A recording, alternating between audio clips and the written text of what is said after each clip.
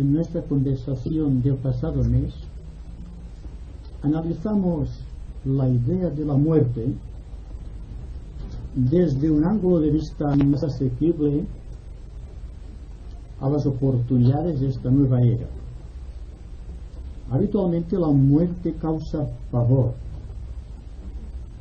Es algo misterioso que intriga a las gentes, precisamente, yo creo, debido a las enseñanzas tradicionales acerca de la muerte que han brindado las distintas religiones del mundo, que han situado la muerte en un plano casi diría de aniquilación del yo, en un plan dentro del cual el ser humano quedaba pendiente de unas leyes universales que aparentemente no podía controlar.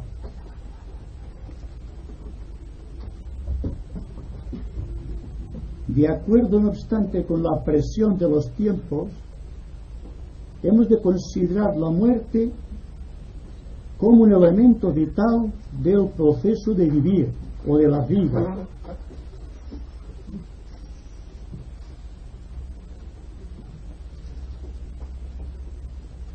Habida cuenta que anteriormente habíamos concebido la muerte como la antítesis o la oposición al nacimiento. Para mí, la muerte y el nacimiento es un círculo sin fin.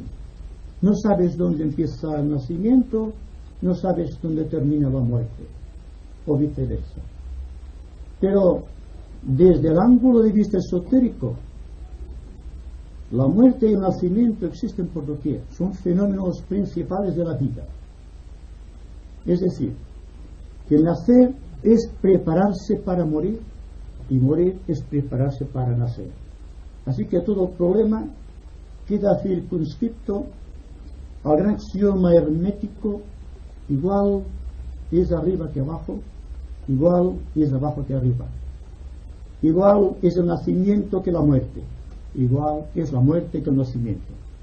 Solamente es un efecto de perspectiva. Y es esta perspectiva la que debe tratar de descubrir en su justo valor y significado el hombre inteligente de nuestros días. Espero que tengamos muchas ideas acerca de la muerte, pero empezando de un nuevo punto de vista, desde una perspectiva superior, no contaminada por la hipnosis de la tradición, no contaminada por todo cuanto sabemos acerca de la muerte a través de las creencias religiosas de todos los tiempos. Ustedes saben que el nacimiento es un proceso de absorción de materia a través de las 4 edades, me refiero al ser humano, que lleva por finalidad el cumplimiento kármico de la vida. Todos estamos tratando de descubrir las necesidades psicológicas a través del karma. Yo creo que la nueva psicología estudiará estas cosas como aquellas principales, yo diría como artículos de fe. Y estamos empezando de nuevo, partimos de cero. Y la idea de la muerte debe ser considerada, pues, como un elemento de vida. Hay que desterrar de la conciencia el temor, el miedo, la desconfianza, el sentir de soledad que la muerte causa en nuestro corazón. Estamos tratando entonces de ver las cosas en su justa dimensión y al proceso de absorción de materia que desde el momento de nacimiento hasta la edad madura está trabajando, dotando al individuo de toda clase de vehículos necesarios para su evolución, hasta el momento en que empieza un movimiento natural de restitución de todo cuanto la naturaleza nos entregó en custodio y para que sirviese de manifestación a nuestra alma. Así que analizaremos ante todo lo que dijimos la mes anterior, es decir, que hay un punto de paso que va entre el nacimiento y la muerte, porque el nacimiento proviene del plano astral y la muerte vuelve al plano astral. Y si pudiéramos al ligar estas cosas, veríamos que en el plano mental sucede exactamente lo mismo. Hay una segunda muerte y una tercera muerte, hasta que el individuo penetra en una zona misteriosa que tocaremos de paso, que es el de Bacán, del ser humano. El tema de hoy tiene como temática principal el misterio del más allá. ¿Qué es el más allá? Si nos atenemos al dictado hermético de ley de analogía, iguales arriba que abajo es iguales abajo que arriba, tenemos que el plano astral, el plano mental y el plano físico están compenetrados, y lo que pasa aquí y arriba pasa lo mismo. Y cuando, por ejemplo, Cristo hablando con Pedro le estaba diciendo: lo que tú atares en la tierra será atado en el cielo, y lo que tú desatares en la tierra también será desatado en el cielo. Se estaba refiriendo a esta ley cósmica, esta ley de analogía, que hace que igual sea arriba que abajo, igual sea abajo que arriba. Bien, esto quizás sea muy filosófico, y ustedes quizá querrán algo más práctico, algo más sustancial donde afirmar el intelecto. Hay materias espirituales en las que el intelecto poca cosa puede hacer, solo observar, estar atento. La atención es básica para estos asuntos en los cuales, metafísicos por excelencia, en los cuales el ser humano queda, por así decirlo, desguarnecido de todos los poderes y facultades psicológicas hasta aquí adquiridos.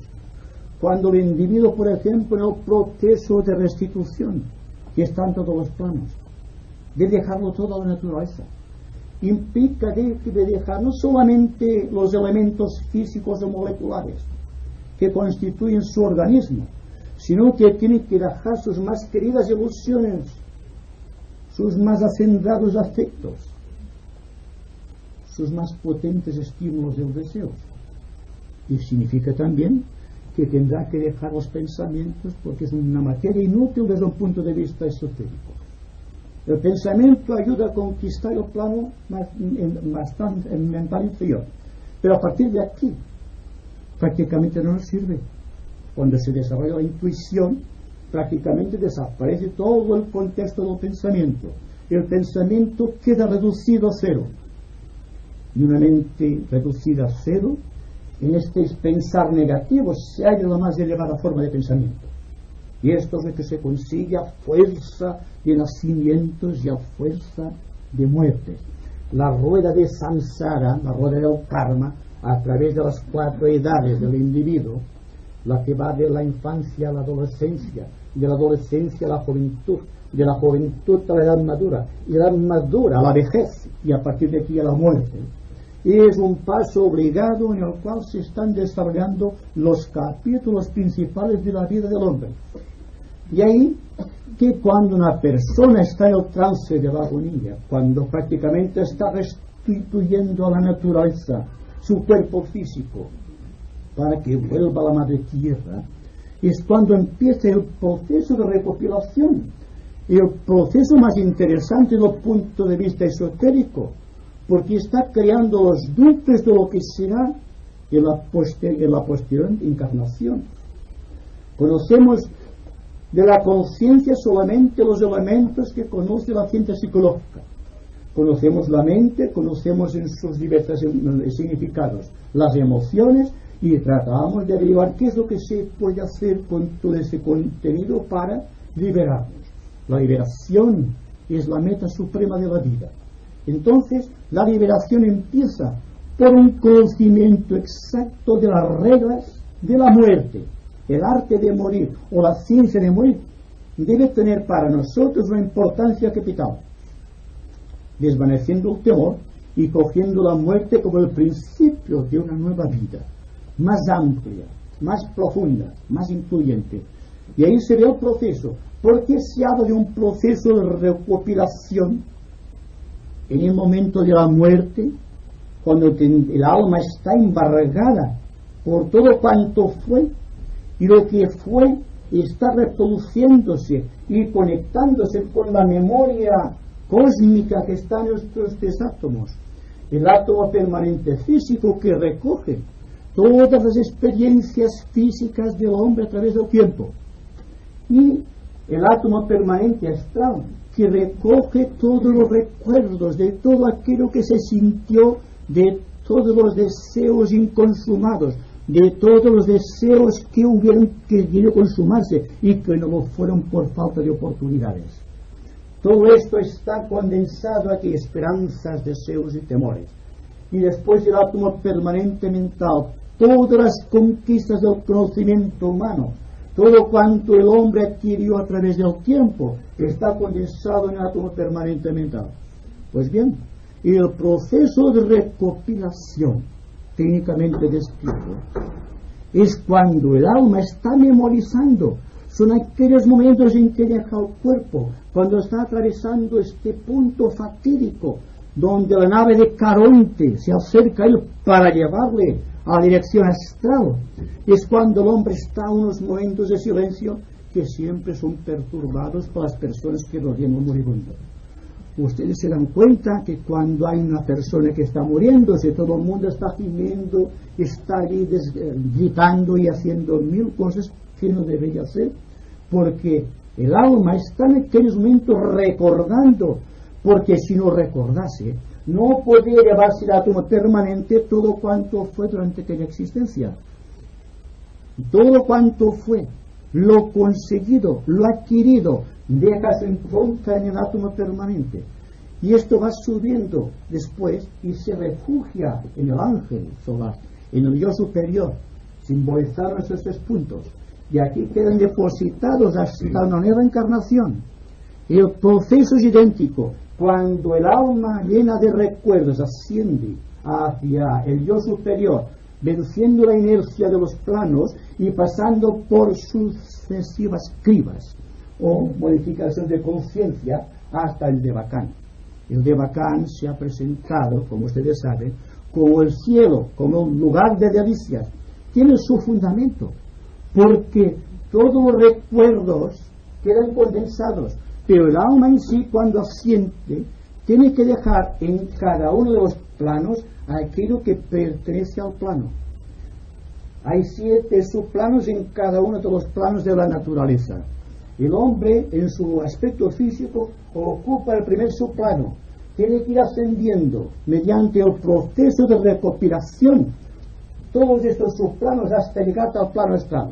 Y aquí un proceso místico de recopilación astral que hace posible subplano más subplano hasta llegar al lugar donde los ángeles del silencio le cogen y le pueden ayudar en la penetración de ese tamiz que lleva al plano superior de la mente y se refugia en el Devacán, allí donde solamente pueden entrar las cualidades del alma, allí donde puede penetrar nada que pertenece a los 3 mundos, solamente penetran las cualidades, y estas cualidades son las que configuran el yo, son lo que es el yo, y el yo se perpetúa a través de la memoria. Entonces el átomo permanente físico está aliado con la memoria cósmica de la naturaleza física del Creador desde el principio de los tiempos. El átomo permanente astral está aliado con el cuerpo astral del Creador desde el principio de los tiempos. Está recopilando constantemente aquello que fue Dios, y el hombre tiene que demostrarlo. Y cada uno de los átomos permanentes es el depósito de aproximación al gran depósito universal. Las pequeñas memorias de todos los seres humanos, la memoria instintiva de la naturaleza, la memoria de los ángeles, la memoria de todo cuanto está en la naturaleza, constituyen en su totalidad el recuerdo de Dios, el enlace con la memoria cósmica. Por lo tanto, el problema de la recopilación es supremamente importante desde el ángulo esotérico, porque en la recopilación del átomo permanente deben surgir 3 puntos básicos de interés. 3 puntos en el plano físico que tienen una importancia capital como datos para crear el nuevo cuerpo el día de mañana. Igualmente ocurre con el átomo permanente. El átomo permanente astral debe recoger mediante el proceso de recopilación tres puntos claves en la vida emocional del alma que hacen posible la estructuración del cuerpo astral en un periodo anterior. Y, de la misma manera, el átomo permanente mental debe registrar tres puntos de luz en la conciencia, que sean aquellos que posibilitarán la entrada en un nuevo campo mental, más cualitativo, también dentro de un periodo posterior. Por lo tanto, cuando esotéricamente se nos dice que el 9 es el número del hombre, tengan en cuenta que se refiere exactamente a los tres periodos de recopilación del átomo permanente físico. Tres que pertenecen al átomo permanente astral y tres que pertenecen al plano mental, en relación con el átomo permanente. Y también se dice que el 9 es el número de iniciación, precisamente porque la purificación de estos tres puntos en un momento cumbre de la vida del ser humano posibilita la entrada en las grandes iniciaciones de la jerarquía primero y después en las jerarquías solares del universo, hasta que el hombre se convierte en cósmico, que es el arquetipo del ser humano, el hombre cósmico. Bien, han seguido atentamente el proceso. Vean cuán fácil es el proceso en que el alma memoriza todos los puntos claves y se refugia toda su memoria en la conciencia del yo superior envuelto en su cuerpo causal. Pero dense cuenta que los átomos permanentes y por lo tanto la estructura de todos los cuerpos pertenecen al ser espiritual por excelencia, al espíritu, como decía Pablo de Tarso. El espíritu, el alma y el cuerpo son los tres espacios vitales en donde el ser humano realiza su expansión psicológica y su evolución. Entonces, al descender esta línea que se llama el sutrama esotéricamente, a partir del espíritu penetra en el átomo permanente físico. El aspecto buddhi, el aspecto morto universal, a través del átomo permanente se convierte en el yo astral, en el cuerpo psíquico de emociones. Y Atma, o Manas, se convierte a través también del cuerpo causal y del yo superior en la mente humana tal como la conocemos. Tenemos entonces un proceso de recopilación y un refugio de los átomos en el yo superior a la espera de una nueva oportunidad de manifestación. Tenemos también un yo superior invariable, puesto que es el mecanismo superior de la conciencia que está más allá de la vida y de la muerte. Es, para aquellos que hayan leído Bhagavad Gita, es Krishna. Siendo Arjuna esta parte que reencarna, observada desde arriba por la fuerza invicta de Krishna, el yo superior. Más allá de esto está más allá también de nuestras concepciones humanas. Pero sabemos que si ascendemos rectamente por esta vía de los átomos permanentes, siendo conscientes de la memorización cósmica que debe producirse en el momento de la muerte, y que para este momento ya nos vamos preparando con la atención que depositamos en las cosas vitales de la existencia, llegará un momento en que todo esto desaparecerá. Solamente quedará un espacio vital, el espíritu de un cuerpo de manifestación. Se manifestará el alma sin ninguna necesidad de nada más que su propio espíritu vital. El alma prácticamente se habrá liberado, y esto se llama liberación. Cuando se refiere el esoterismo de todos los tiempos a la liberación, se refiere a aquel momento cumbre en que el hombre ha liberado los átomos permanentes de la capacidad de recordar. Todo está resuelto. El ser superior, el logos, penetra en el gran pralaya, y el hombre penetra en el Devacán. ¿Qué es el Devacán? Todo cuanto el hombre quiso alcanzarte en la vida. Todo aquello que queriendo alcanzarlo no lo pudo realizar. Todo aquello que el hombre deseó ardientemente sin poder conquistarlo, constituyen las pruebas decisivas en el Devacán. Allí está la potencialidad máxima del individuo. El individuo se revela tal cual es, tal como piensa si le reproducen las cosas. está libre de karma, porque dense cuenta ustedes que a medida que el alma encarnada va subiendo hacia arriba, atraviesa la nave de Caronte, o Caronte con su barco lo lleva del plano físico al plano astral, que ha dado motivo a la tradición de que es un demonio que lleva al individuo del plano físico al plano astral, lo cual no es verdad, es solamente un símbolo de que hay unas individualidades psíquicas, psicológicas, o como ustedes quieran, el nombre que quieran, especializadas en ayudar a los seres que mueren. No estamos nunca faltos de ayuda en el momento de la muerte. No solo los familiares que nos vienen a ver, a recibir, sino las fuerzas máximas a las cuales se refirió Madame Blavatsky cuando hablaba de los protectores invisibles. Son aquellos protectores que a partir del momento de la muerte te están ayudando a surgir a la nueva vida. Bien, se reproduce esto al llegar al segundo subplano del plano astral, en el cual existe otra recopilación, que es lo que recoge la toma permanente, está refugiada aquí. Entonces, los ángeles del silencio, una reproducción superior de la nave de Caronte, ayuda al ser humano a atravesar el punto que va del plano astral al plano mental.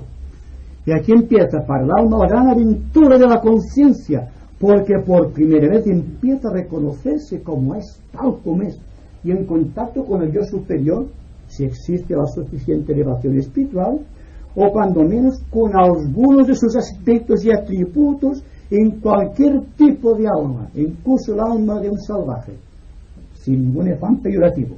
Estoy buscando el sistema de la evolución, hasta llegar a un momento en que el hombre penetra en el devacán. Todo cuanto piensa lo tiene en realidad. Todos los deseos están consumados.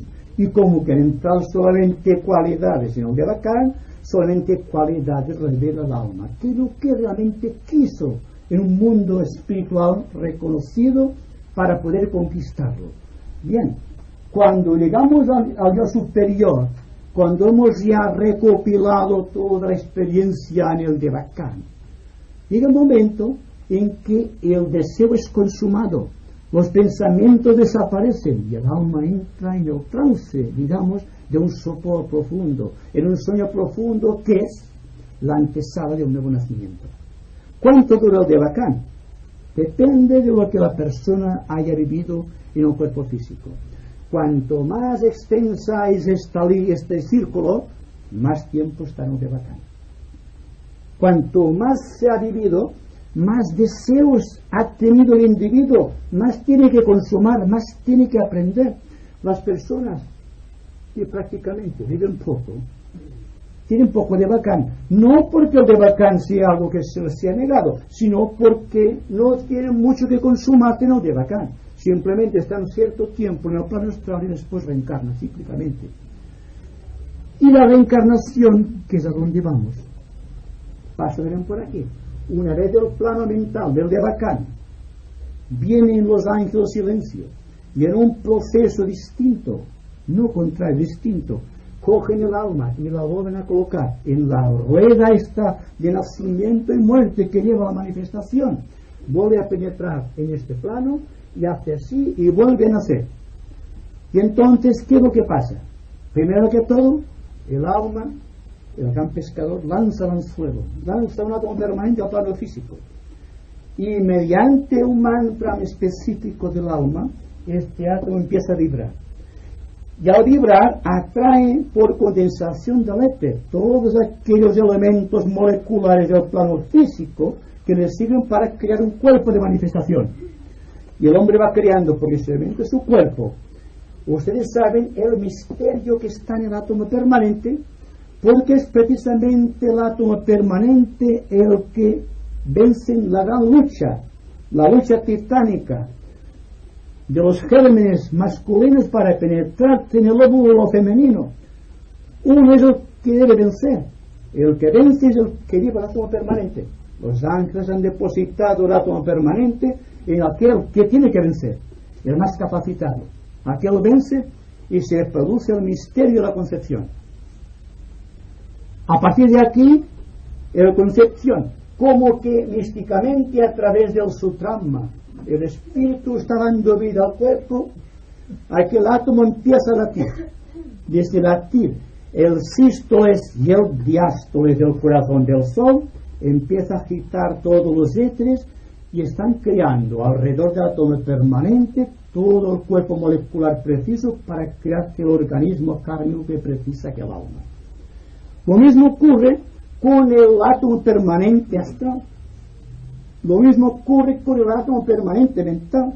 Están imbuidos por la fuerza de Atma, Buddhi, Manas, el amor universal, la mente universal y el cuerpo universal. Entonces llega el momento de la salida al plano de la sociedad de un ser humano tal como lo reconocemos, cada cual con sus cualidades, con sus defectos, con sus virtudes, con sus tradiciones, con todo cuanto todo este individuo, que no es más ni menos que el producto de las vidas registradas como recuerdos en los átomos permanentes.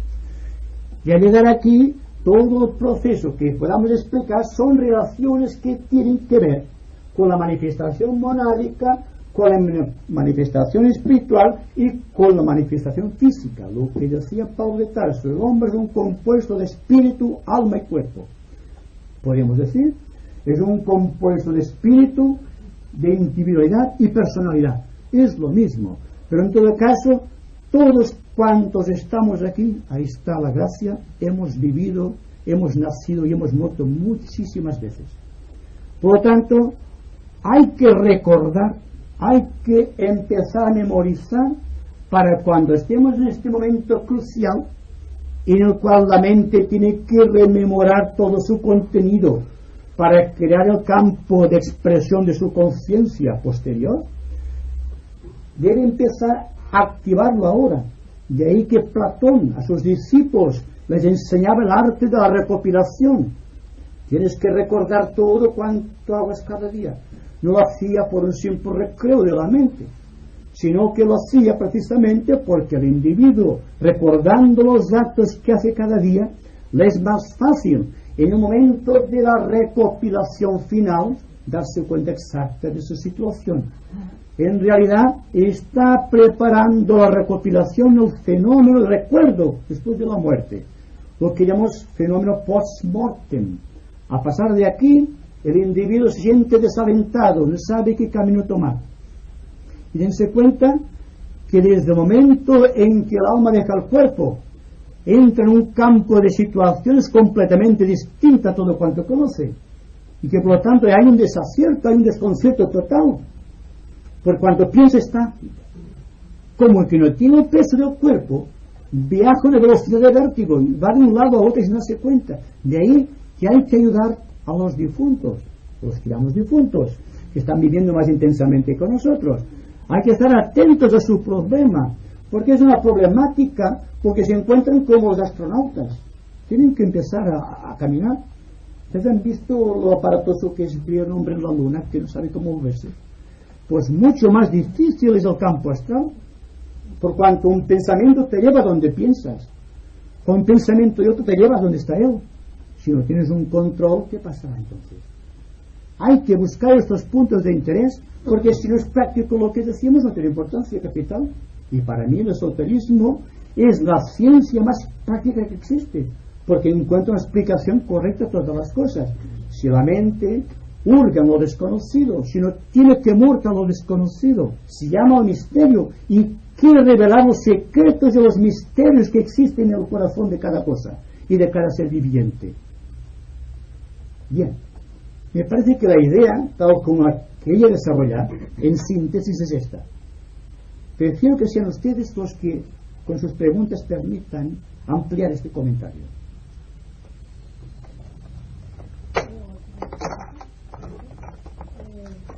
Estás hablando del pánico que les coge a la familia cuando tienes un muerto. Yo ahora quiero preguntarte, si me puedo explicar, el muerto, él se da cuenta que ha dejado su materia. El vivo. Exacto, el vivo. Entonces esto que se hace de dejarlo en un depósito y los dejan un día o dos sin enterrar, ¿esto qué impresión debe causar A ver si me explica. Ninguno, al contrario. Yo abogaría porque cuando la persona fallece, deja el cuerpo y su yo desaparece del plano de la existencia física, que se dejara en paz.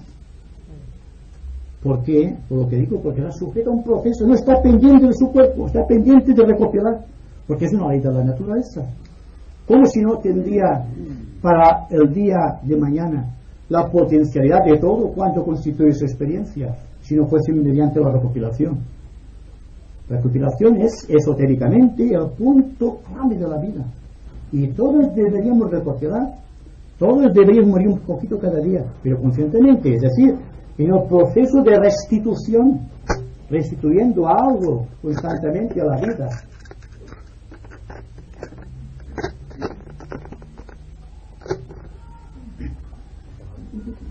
Es decir, restituyendo algo completo a la vida, porque la vida tiene necesidad de la conciencia si no puede manifestarse. Y el espíritu, por lo que sea, si no tuviese todo este conglomerado de cosas, no se podría manifestar. ¿De qué sirve un Dios si no puede manifestarse?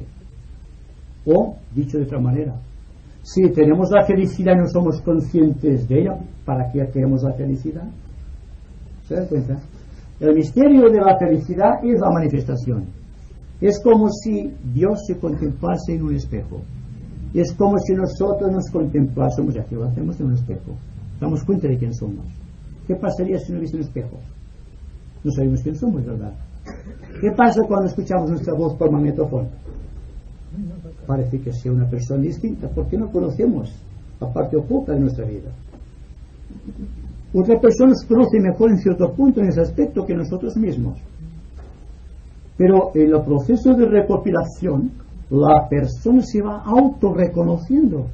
No es solamente reconocerse. Yo reconozco que estoy hablando con ustedes, pero al propio tiempo me doy cuenta que ustedes me reconocen a mí y hay una mutua reconciliación. Por lo tanto, hay autoconciencia en ustedes y hay autoconciencia en mí también. Y ese es el proceso máximo, que sería un proceso casi virtual de recopilación también.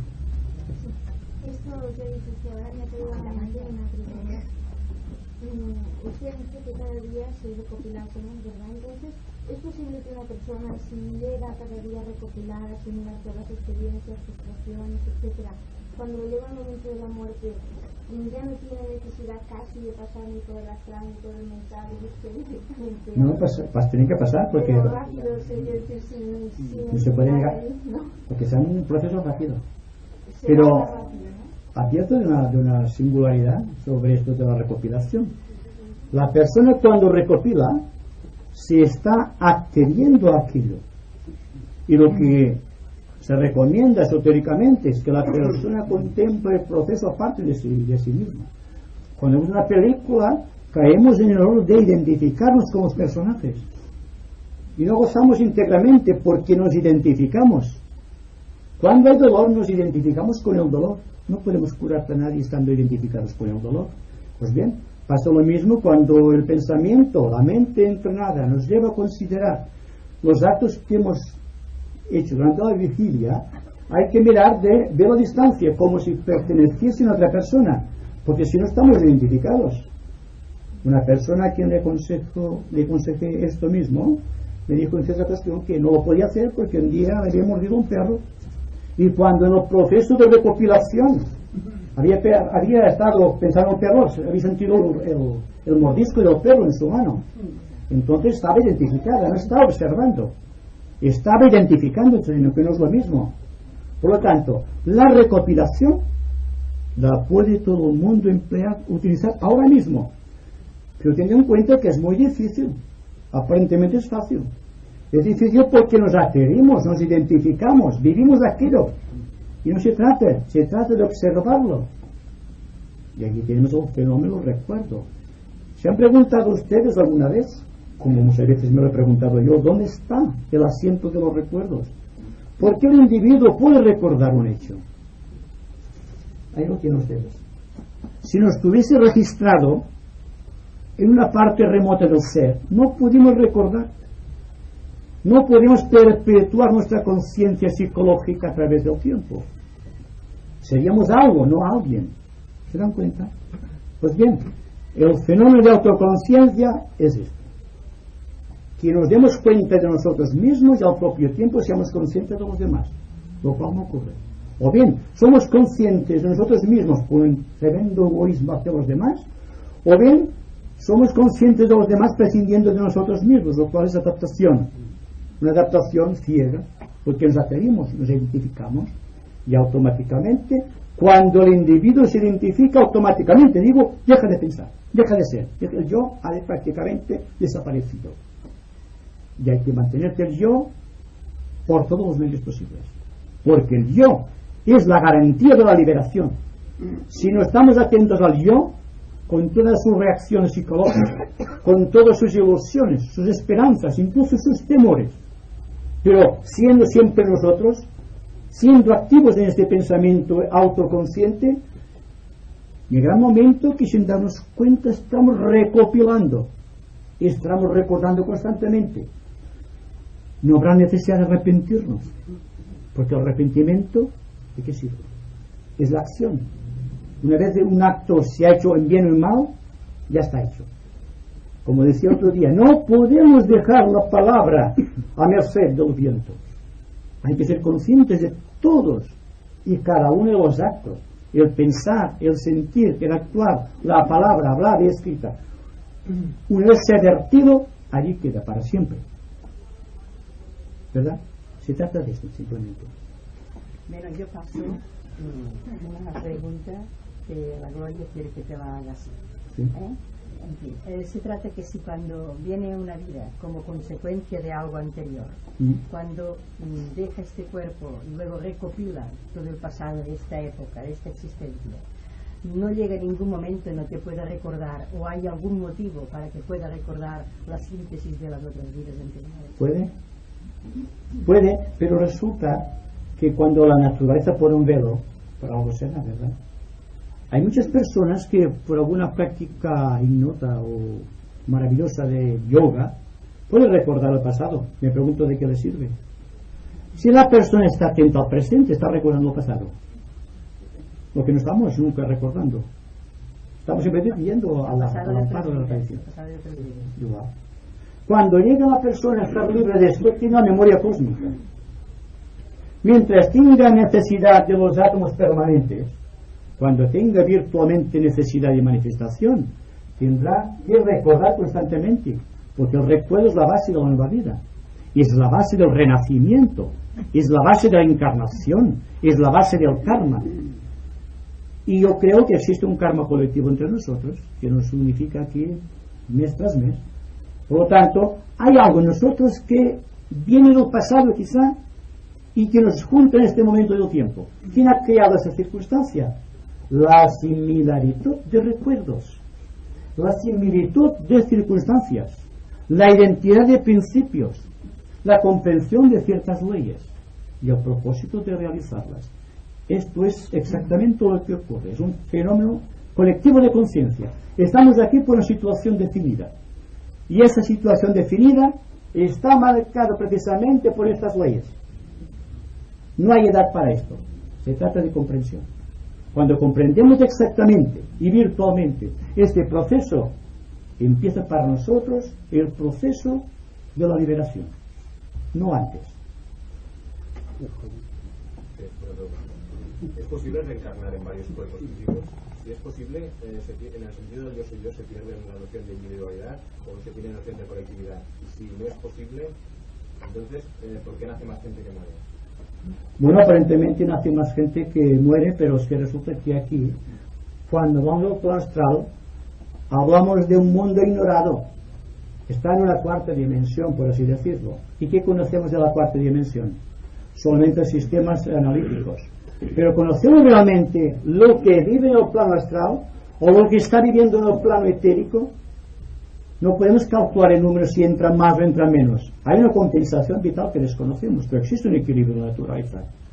Yo digo que ningún logos, vamos a hablar familiarmente de los logos porque es la única manera de comprenderlos, que ellos también tienen necesidad de memorizar.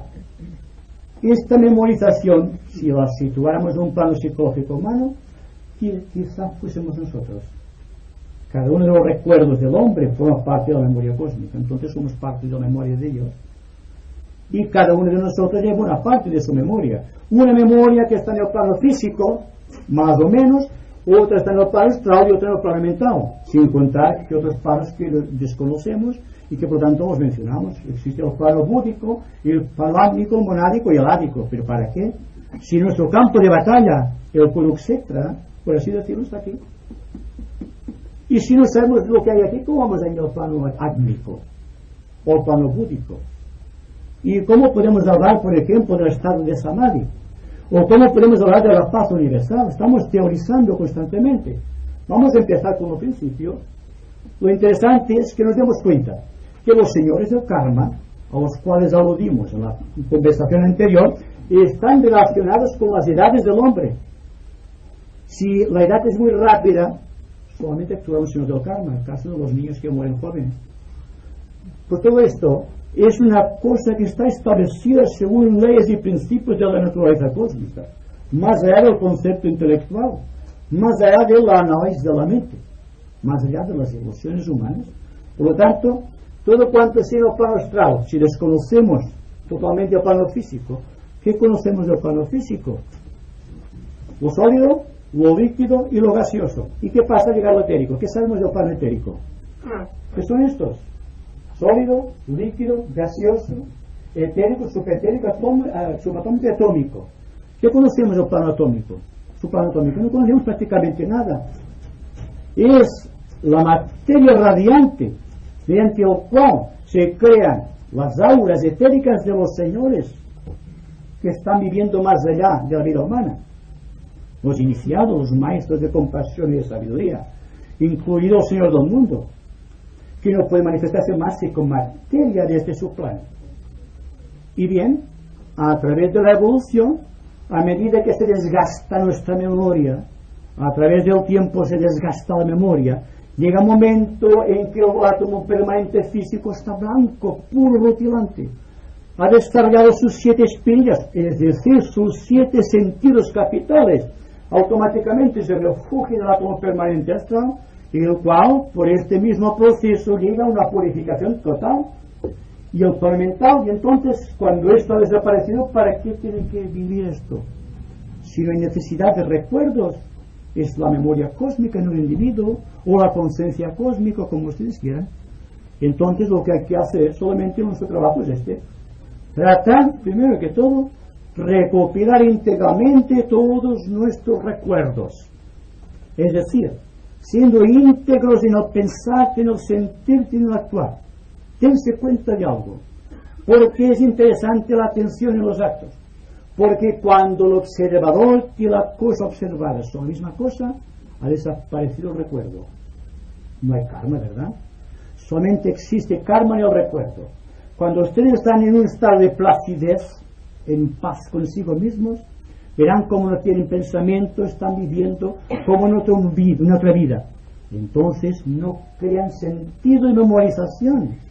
Y cuando les hablaba entonces de que hay que morir un poco cada día, les estaba advirtiendo de la necesidad de que cada día tuviésemos menos carga específica o menos gravedad en cada uno de los vehículos relacionados con el átomo permanente. Es decir, el cuerpo físico, el cuerpo emocional y el cuerpo mental. Porque al pasar aquí, Caronte realiza el trabajo en 3 días y no durante 3 siglos, como es el caso a veces. Porque hay personas que, como quieren pasar este punto crucial, con todo cuanto han conseguido en sus vidas, no pueden pasar. De ahí viene que es más difícil que penetre un rico en el reino de los cielos que un camello por el ojo de una aguja. Se refiere a este punto crucial de Cristo. ¿Por qué? Porque es difícil que la persona con todas sus posesiones.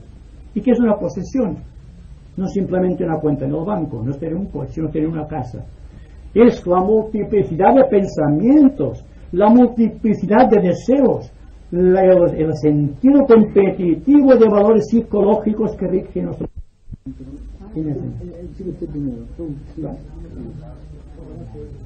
El problema fue porque hoy en día la sociedad intenta paliar a otros cuerpos como dirección de la más de cadáveres. Para esta una está en proceso de verdad que le quiten un órgano y lo revitalicen en otro individuo. ¿Qué proceso puede repercutir en esta alma? Cada quien en su clase, en su caso. Sí. Si el alma ha pasado este punto, no importa lo que pase abajo. Lo que hagan con sus órganos es cuestión de la ciencia de los hombres.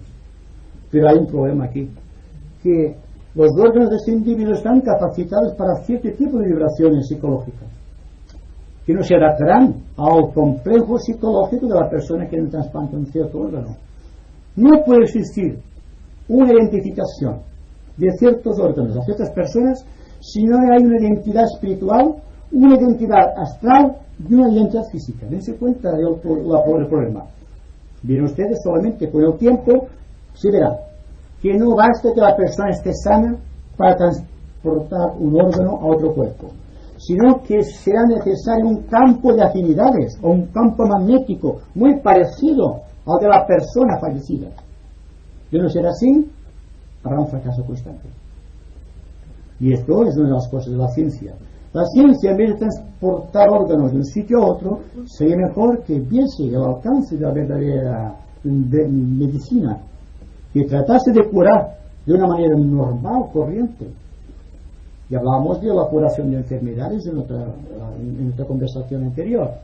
Por lo tanto, yo digo que si estamos atentos al proceso de la vida, muchos de esos pequeños problemas mentales que causa la confusión científica en los momentos actuales desaparecerán.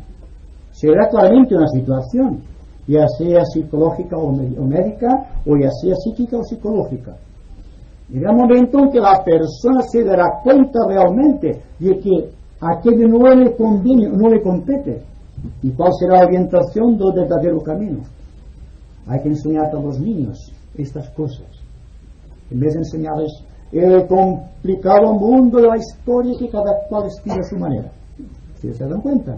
Cada régimen tiene su propio tipo de historia, y la lega la humanidad, y la humanidad está estudiando la historia que quisieron los hombres, no una historia que se refleje o sea un reflejo de los hechos tal como ocurrieron. Pues bien, hay mucho que hacer antes que entrar en este camino que va a la cuarta dimensión. Y no obstante, estamos viviendo constantemente la cuarta dimensión, solamente que somos conscientes de la cuarta dimensión, pero no autoconscientes. Registramos hechos, pero no nos damos cuenta cuál es el mecanismo que registra estos hechos.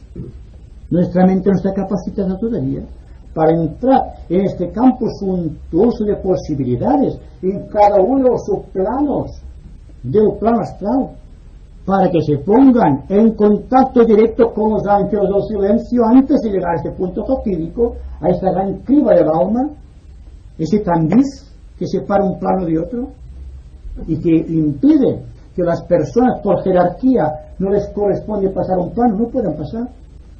Hay un campo magnético que separa unas personas de otras. Ahí está el grupo de afinidades. Estamos aquí por grupo de afinidades. ¿Verdad que se encuentra mejor aquí que en otra parte donde hay más densidad? Bien, la densidad es esto, son subplanos.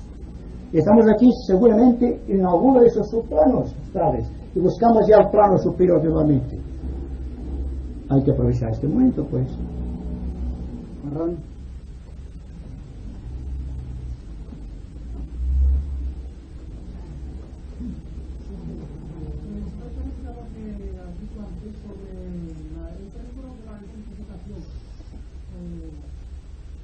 Quisiera simplemente aportar la experiencia que tengo, que me parece que un maestro que estuve en un país en una secta de signos y me parece que desde el primer momento incluía el peligro de la mayoría de los que llegaban allí al movimiento internacional, que se identificaban casi a los pocos días, algunos a los pocos minutos, se identificaban con el maestro.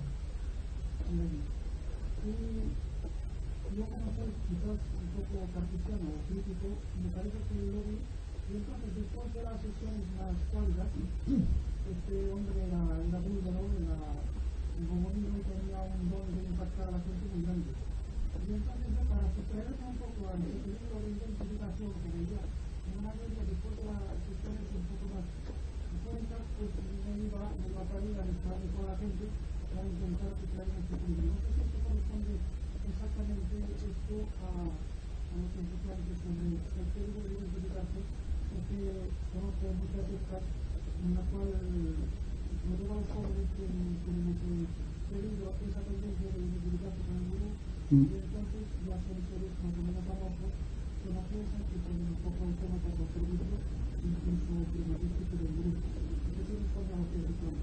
Exacto, quizá lo matice un poco más, porque no había hablado de la afinidad del discípulo con su maestro. Cuando hablamos esotéricamente del contacto de un discípulo con su maestro, estamos hablando de algo más que un simple problema de afinidad. Y estamos hablando de un problema de jerarquía espiritual. Y un verdadero maestro no acoge a la generalidad de las personas, sino que los elige. Ve la luz en la cabeza, como esotéricamente se dice. Dice, este será mi discípulo, puede serlo, está capacitado. No cogerá toda una masa de personas, como ocurre frecuentemente. Sobre todo cuando es un maestro de yoga que coge toda la generalidad y cada cual imparte el mismo principio o disciplina yógica. ¿Y qué ocurre? Que algunos lo aprovecharán, pero la inmensa mayoría no corresponden a aquel tipo de... Por lo tanto, un maestro de yoga, cualquier tipo de gurú, si no es iniciado, fracasará.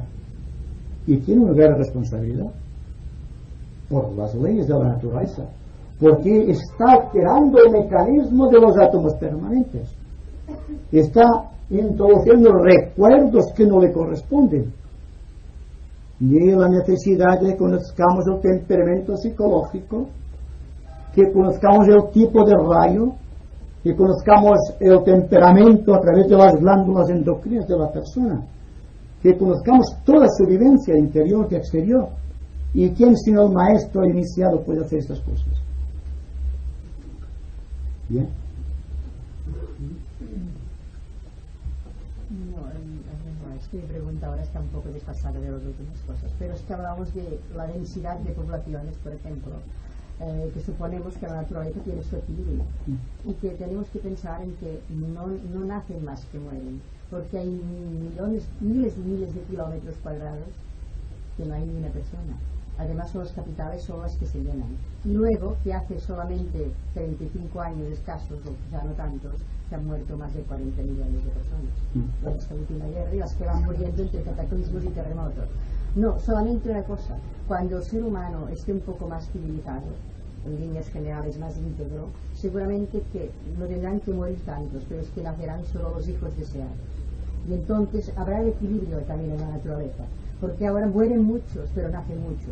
¿Por qué? Porque no son deseados la mayoría. Pero cuando el ser esté más integrado en todos sus conceptos, entonces nacerán solo los hijos deseados. Y quizá no habrán tantos cataclismos ni habrán tantas guerras. O sea que yo creo que desde todos los planos habrá una nivelación en la naturaleza, como ahora lo hay, aunque sea de manera desgraciada. Yo no creo que haya aumentado la población en conjunto. Si la naturaleza se dejase a su libre albedrío, o de la propia naturaleza, no habría necesidad de regular las especies como intenta hacer el hombre, porque el promotor del desequilibrio en la naturaleza es el ser humano, por un hecho principal de que el ser humano ocupa en los reinos de la naturaleza el cuarto lugar. Primero es el mineral, después el vegetal, viene el animal, después el reino humano, y después viene el celestial y el superhumano. Son 7 reinos que hay que desarrollar, como 7 virtudes capitales, ¿verdad? Entonces, todo el proceso viene estructurado de acuerdo con ciertas normas y principios naturales. Y el individuo debe tratar de regular su propia vida, porque si regula inteligentemente su propia vida, está regulando de una manera inconsciente, si podemos decirlo así, todo cuanto le está rodeando. Hay personas que aman las plantas. Una planta, cuidado con amor, no es lo mismo que una planta que se deje al azar. Hay en todo una comunicación entre el hombre y los reinos subhumanos. Como hay también una relación de simpatía inmensa entre los seres avanzados del cuarto reino con las unidades de conciencia del quinto reino. Aquel que técnicamente se denomina la jerarquía espiritual o la jerarquía de almas liberadas. Es lógico, si hay 7 reinos, hay 7 planos, hay 7 reinos, hay 7 colores, hay 7 virtudes, hay 7 vicios capitales y todas estas cosas. Por lo tanto, si hay el número de la naturaleza del 7, pues también hay que contar que el ser humano que ocupa el cuarto es el que tiene que llevar adelante el proceso vital de la existencia. Y más adelante, cuando tengamos la mente más capacitada y el corazón sea más abundante, que tenga más amor por los demás, cuando entremos en un momento místico de la iniciación, nos daremos cuenta de la importancia que tiene esta cosa, el corazón en nuestra vida. Nos daremos cuenta realmente de cuán poco hemos utilizado el corazón durante el tiempo que hemos vivido. Solamente la mente competitiva ha trabajado, el corazón ausente. Yo digo que siendo el corazón dentro del plano del cuerpo, en el que ocupa el centro, también hay que aplicar sobre el corazón la máxima atención y la máxima importancia. Porque es una manera de decir que cuando el chakra cardíaco de la humanidad esté trabajando a un pleno rendimiento, los demás reinos de la naturaleza están equilibrados, lo cual no ocurre actualmente. Muchas de las plagas que existen en las naturalezas, de orden vegetal o de orden animal, desaparecerán con tal que el hombre se aplique al principio de buena voluntad, desarrolle el corazón y cumpla la tarea que tiene encomendada en la naturaleza del cuarto reino, el reino humano. Es una responsabilidad, ¿verdad? Hace poco, respecto al fenómeno de la muerte, que el cáncer que hay de la vida a la muerte ha sido físico, que el que va a morir no hay que atormentarlo con lloros ni con lamentaciones. Bien, porque hace un paso muy importante y que nosotros podemos ayudar con ellos. Ahora, dice que podemos ayudarlo. Esa ayuda puede ser en el lenguaje mental, a esa persona que va a tener auténtica mental en el plano de otra vida. Si somos impersonales, sí. Pero si al enfocar nuestra mente lo atraemos, no. Por eso decía, hay que entrenarse. Hay que entrenarse en un sentido de que la persona debe estar atento al proceso, pero sentirse al propio tiempo parte del proceso. Exacto. Si una persona que queremos ha fallecido, más vale que no pensemos, porque entonces toda nuestra mente estará cargada del mecanismo de la tradición, que hace que lo hemos perdido para siempre. ¿No es verdad? Estas cosas deben ser olvidadas completamente, cuando menos desde un ángulo de vista racional. Tiene que desaparecer el pánico a la muerte. La muerte es el principio de una nueva vida, más abundante. Hay que empezar a partir de este punto. El peligro está solamente en no quedar detenido en este punto. Y si tanto queremos a las personas que fallecen, a nuestros deudos, hermanos, personas queridas, dejemos que recopilen en paz. Irá más rápido.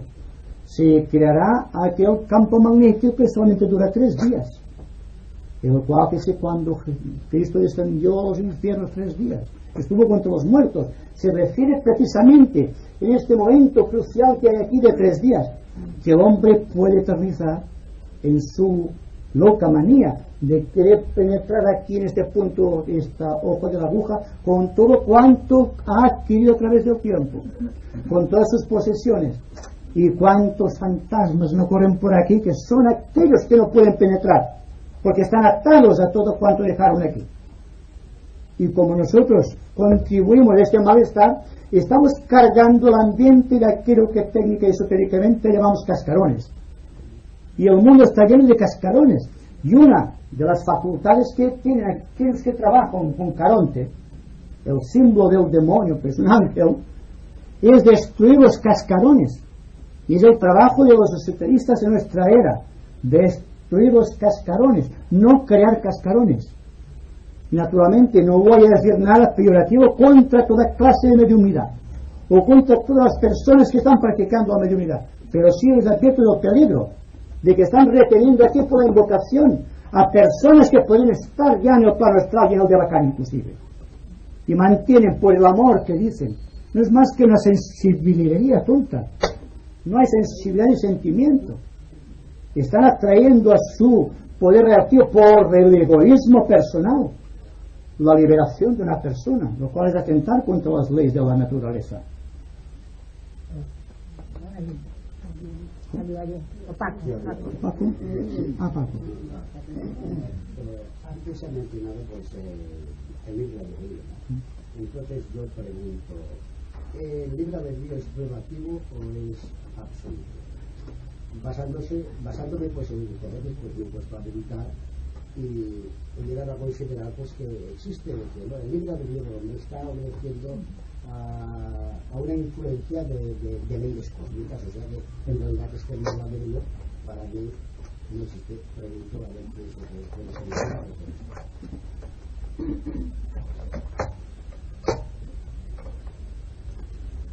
El libre albedrío es muy relativo.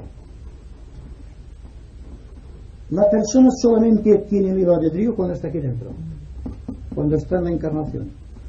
Una vez ha pasado la encarnación y ha entrado en el de Bacán, no está sujeto a la gravitación del yo, ha perdido por completo el libre albedrío.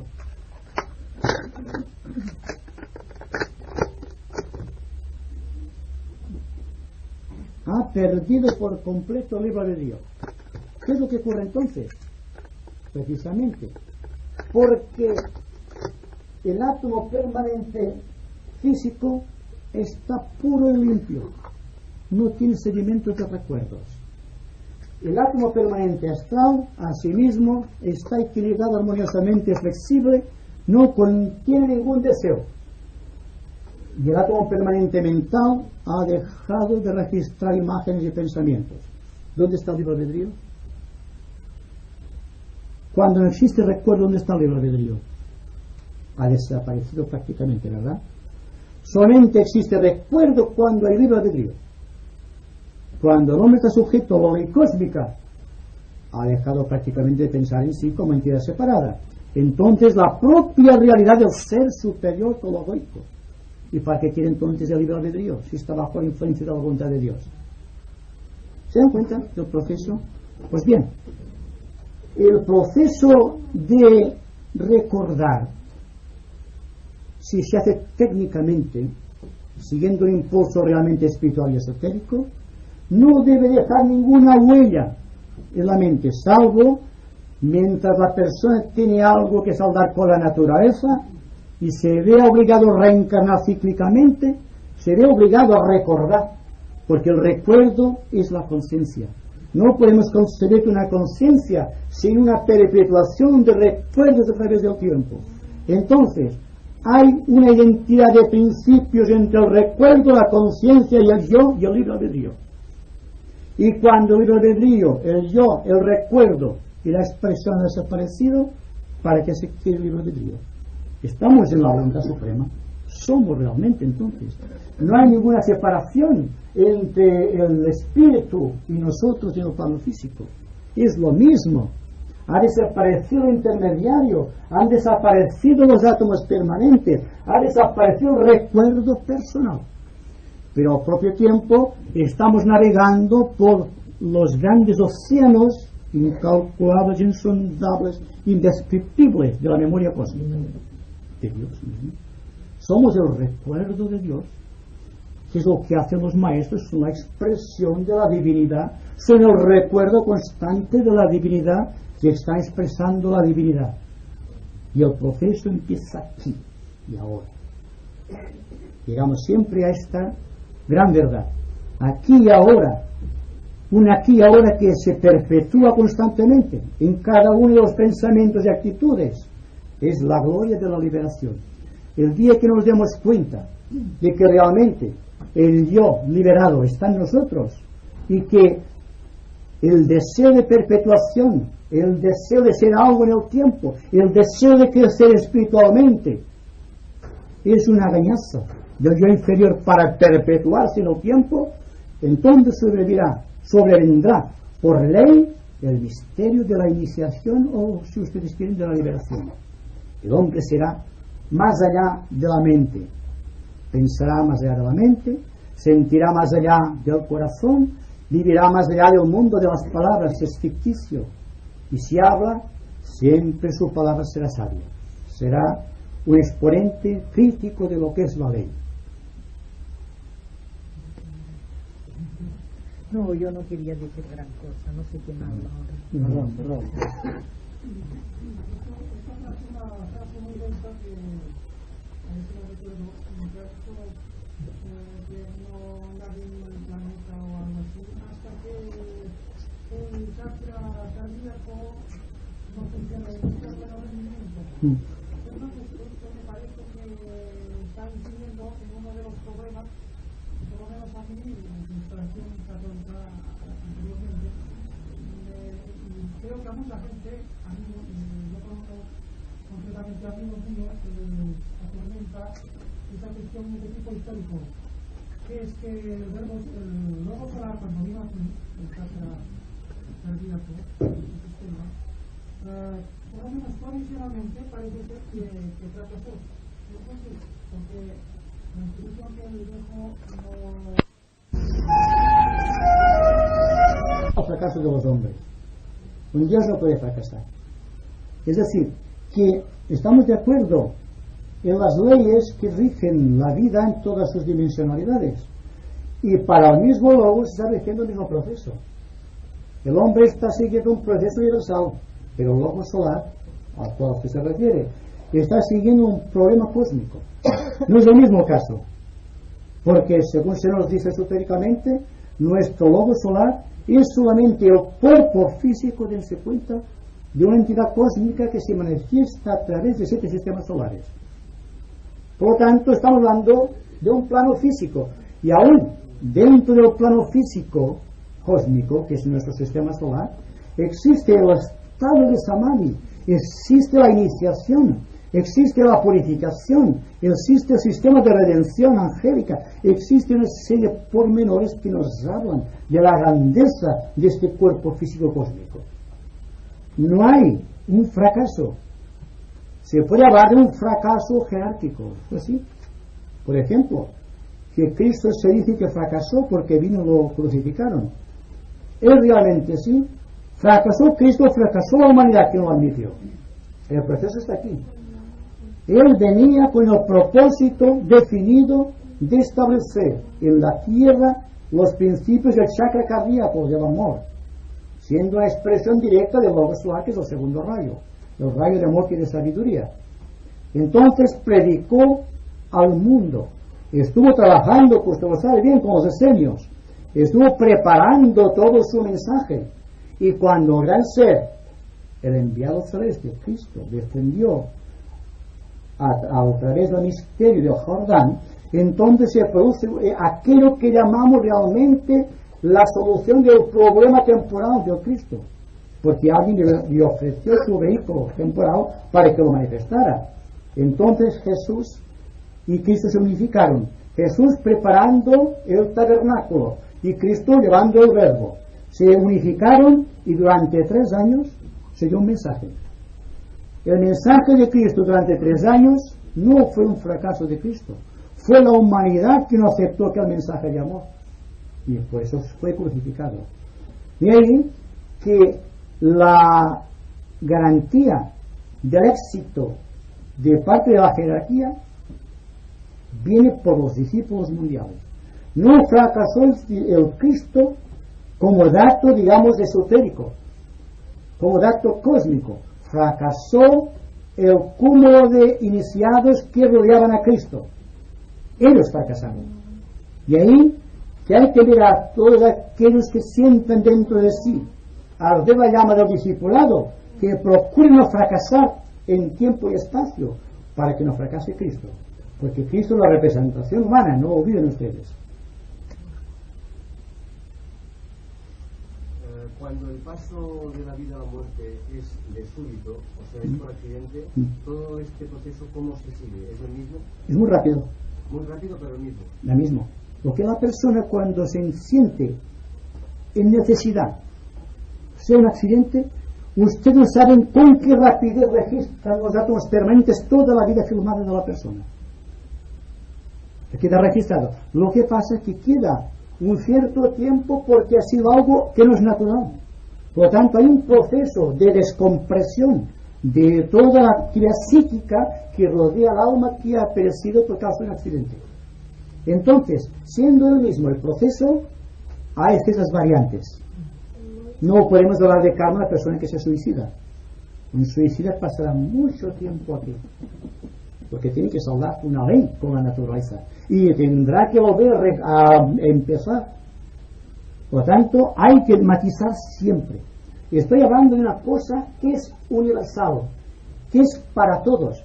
Hay casos particulares y, como ustedes saben, no hay ninguna excepción sin una regla, o una regla sin ninguna excepción.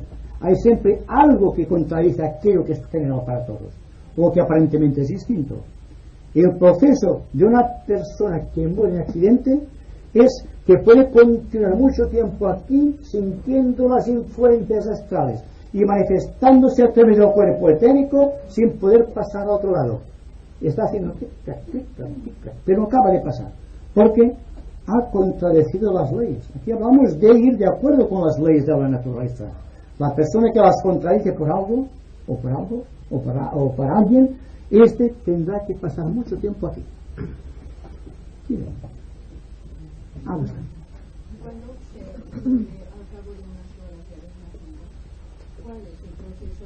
Porque entonces él ya no puede recordar nada, no ha vivido para recordar. No, pero tiene en el corazón el átomo permanente. Porque lo primero que empieza a dar vida al cuerpo es el corazón. Y en el corazón, en cierto lugar remoto del corazón, hay el átomo permanente que empieza a suministrar la energía. Al principio solamente lleva la energía de la mónada que da la vida. Y el movimiento de la vida es ya tic-tac, tic-tac, del corazón del Sol, que está reproduciendo a escala humana lo que es el cosmos. Por lo tanto, el proceso siempre es idéntico. Y el proceso que va, por ejemplo, de la persona que nace hasta que va creando sus organismos de trabajo o sus expresiones, se deja en manos de ciertas actividades que no toca considerarlos hoy, pero son energías individualizadas.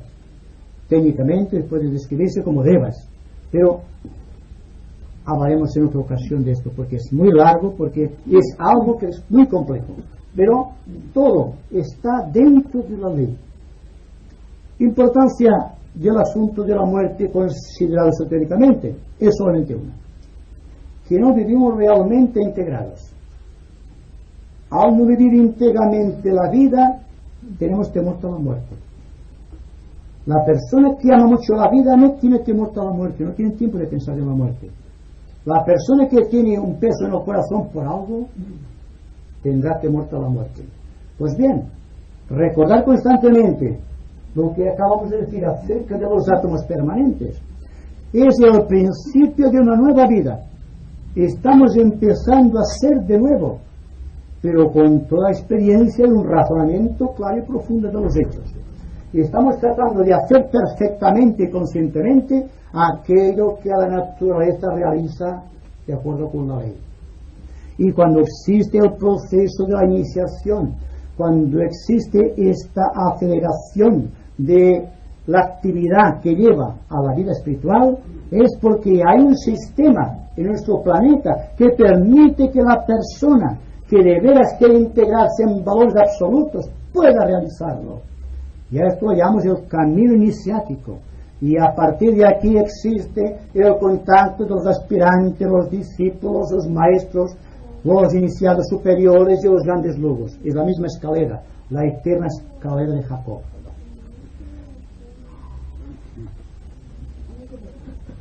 A ver si puedes aclararme esto, que a mí me han explicado un poco, según como yo lo entiendo. Tiene, por ejemplo, el mismo lapso de tiempo en reposo o en inquietud, el que se muere por un accidente o el que lo hace voluntariamente. No. ¿Me permites que te aclare un poco más? Sí. Según tengo yo entendido, la persona que muere por accidente continúa viviendo el tiempo en ese momento del accidente hasta que le tocaba el momento de desencarnar. Y el que se suicida tiene que esperar muchísimo más tiempo a que le den la oportunidad de nacer. ¿Es así? Así es exactamente. Eso Sí. quería aclarar. No es una aclaración porque se vale para todos, ¿verdad? Por eso No es lo mismo, ya decíamos que no es lo mismo un accidente que un suicidio. Y sabe Dios que nos estamos suicidando mortalmente todos, un poquito cada día. A través del pensar erróneamente, a través de los grandes impactos psíquicos en nuestro cuerpo solar, a través de nuestras relaciones sociales y a través de todo cuanto ustedes saben. Estamos muriendo un poco, pero suicidándonos, ¿eh? Se ha hablado de que llega un momento que se pierde el libro de vida. Yo os pregunto, si tenemos que llegar o llegamos a esa situación, ¿podemos conscientemente en la situación de encarnados renunciar por propia voluntad al libro de vida? ¿Están encarnados? Sí, pero es muy difícil. Sí se puede lograr, pero es muy difícil.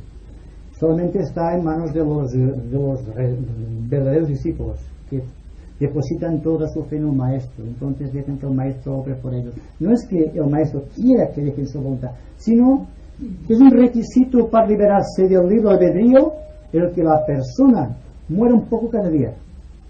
Y si, claro, si morimos un poco cada día, dejamos de registrar hechos porque estamos en otra etapa superior, realmente estamos perdiendo, estamos desgastando el libre albedrío. Es decir, ¿qué hay que entender por libre albedrío? Es la capacidad que tiene el individuo de elegir libremente entre unas situaciones.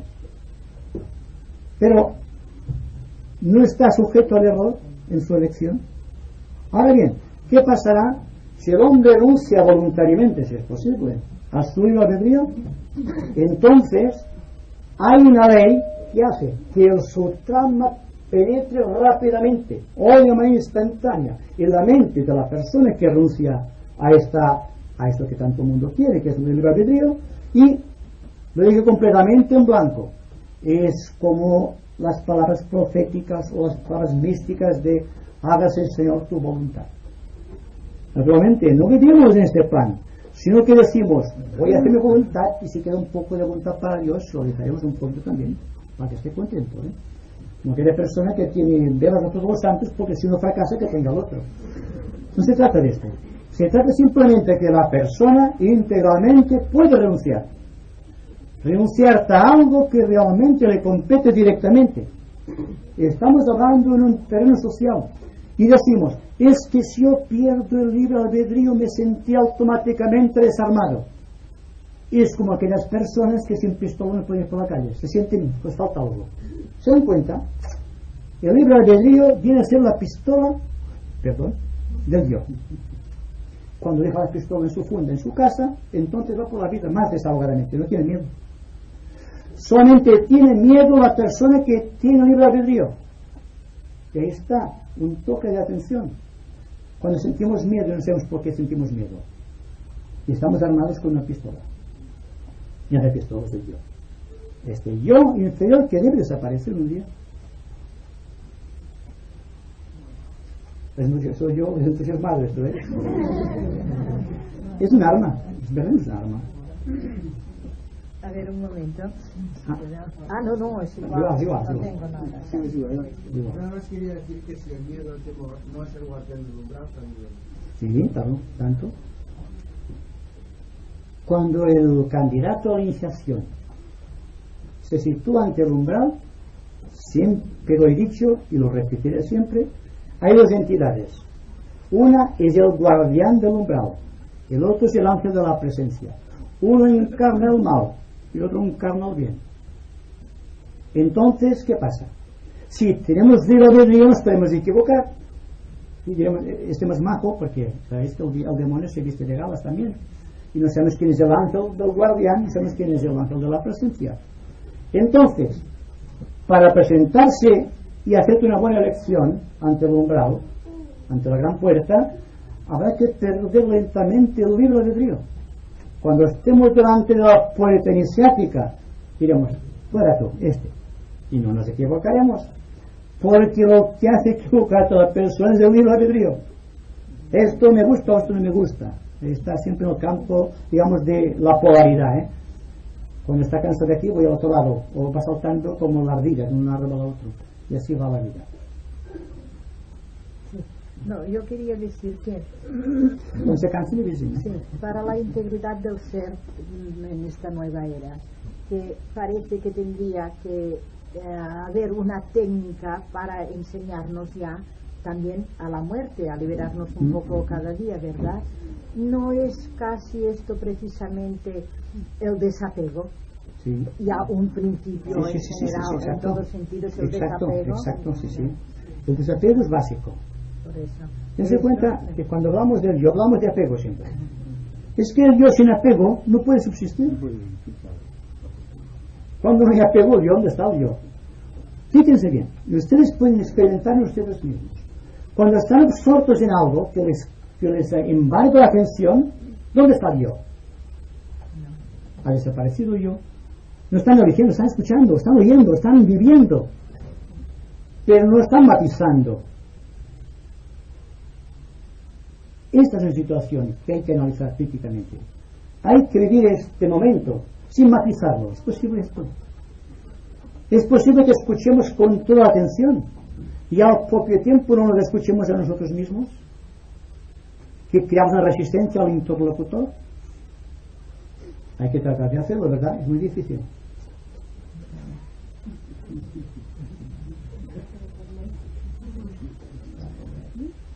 En relación al discípulo, o sea, la persona va pasando por la rueda de nacimientos y muertos para conseguir fluir las iniciaciones y conseguir la quinta, que es la liberación. Entonces yo me pregunto, la relación que existe entre los logos planetarios y el hombre es muy diferente, porque el hombre necesita vivir y morir muchas veces para conseguir la liberación, mientras el logo planetario puede conseguir esta quinta iniciación que hace solo en una encarnación. Sí, pero este logo tendrá que morir y nacer muchas veces también en su plano cósmico. Es la ley. Es decir, que cuando contemplamos un firmamento estrellado, contemplamos las constelaciones, contemplamos las estrellas y los planetas que nos circundan, estamos viendo una manifestación, y toda manifestación es kármica. Ha tenido que haber un proceso de encarnación para que veamos un mundo en el espacio, y todo el mundo tiene esta expresividad que es una particularidad de su logos planetario. Este logos planetario es básico. Esta cosa básica de encarnación, esta ley, es la ley porque incluso los logos, los dioses se manifiestan a través de la misma ley, acatan la ley. Y cuando se encuentran los iniciados nos dicen, hola, ¿qué tal? Dicen, tal es la ley. Y cuando el maestro se comunica con sus discípulos, yo os doy la paz. Porque no hay albedrío. Porque si hay albedrío, la paz para mí y tú, que es un poquito para ti, pero ya verás, y es lo que pasa a todos. Queremos más para nosotros que para los demás. En la comida, en todos, miramos siempre el reojo, plato del otro, está más lleno que el nuestro. Eso lo hacemos todos, eso lo saben. Bien, pues entonces, empezando por aquí, está todo el proceso de la vida manifestada. Como nuestro albedrío dice, si no hubiese el albedrío, ¿cómo le daríamos cuenta si un plato está más lleno que el otro? O si a mi mamá quiere más de mi hermanito que a mí. Estamos siempre eligiendo, estamos mirando siempre, pero siempre concentrados en nosotros mismos. Y decimos, quiere más, o le da un poco más de comida, quiere más de él. Y siempre está dentro de un campo de situaciones conflictivas por el libre albedrío. Por la capacidad de elegir las situaciones, por la capacidad de pensar, por la capacidad de sentir. Cuando el hombre sea la facultad de pensar, la facultad de sentir, la facultad de hablar, habrá otro mundo. No es el nuestro, ¿verdad? Tenemos necesidad de tener facultades, pero facultades, digamos, de acuerdo con el nivel psicológico que hemos creado. Y naturalmente, viéndonos a nosotros mismos, tenemos un fiel reflejo de lo que es la sociedad. Y queremos que la sociedad cambie. sin que fundamentalmente cambiemos nosotros. Así que hablamos de paz, hablamos de todo lo que ustedes quieran, y se hacen manifestaciones en favor de esto o del otro, pero en el corazón, ¿qué hay? Hay un pulso de masas.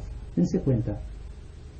¿Quién será capaz de segregarse en un sentido total, en un sentido de perder el albedrío de las cosas y quedar en el albedrío de Dios, que es la voluntad pura del individuo? Es difícil, ¿verdad? Lo difícil es lo que hay que atacar precisamente, porque las cosas fáciles son para las personas que no tienen gran importancia espiritual. La persona que sea espiritual y quiera demostrarlo tendrá que atacar la línea de máxima resistencia, no la línea de mínima resistencia. Tendrá que atacar los cimientos del yo, sin buscar sus frutos apetecibles ni resultados espectaculares. Tendrá que vivir de acuerdo con la ley, y cuando encuentre autoridad, tal vez la ley ya nos hemos reconocido, hermano, como hacemos masones, ¿verdad? Es algo así. Cada cual tiene su propia característica, cada cual es un propio caso, cada cual es su propio ser.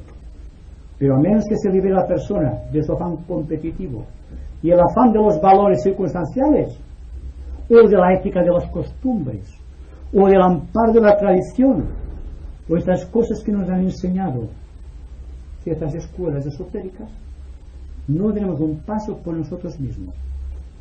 Y ha llegado un momento en la quinta subraza de la raza aria que nosotros empecemos a pensar, actuar, sentir y hablar por nosotros mismos, que estemos por encima de las cosas. A ver si es posible un día que desaparezca de los átomos permanentes este sentido de acumulación de recuerdos, que es acumulación de valores, cuando desde el punto central, desde este yo que actúa a través de los átomos permanentes, ha dejado prácticamente de adherirse o de apegarse, automáticamente empieza un proceso de restitución. La restitución con la cual terminaremos esta conversación es la base de la nueva sociedad. Hasta ahora hemos estado acumulando, ahora hay que ir restituyendo la vida aquello que nos molesta. Y lo más querido para nosotros es el libre de Dios, el yo. Cuando renunciemos al yo, veremos que no se aniquila el yo, sino que el yo renace más allá por encima de las concepciones humanas, en un plan de organización cósmica. Permítese silencio.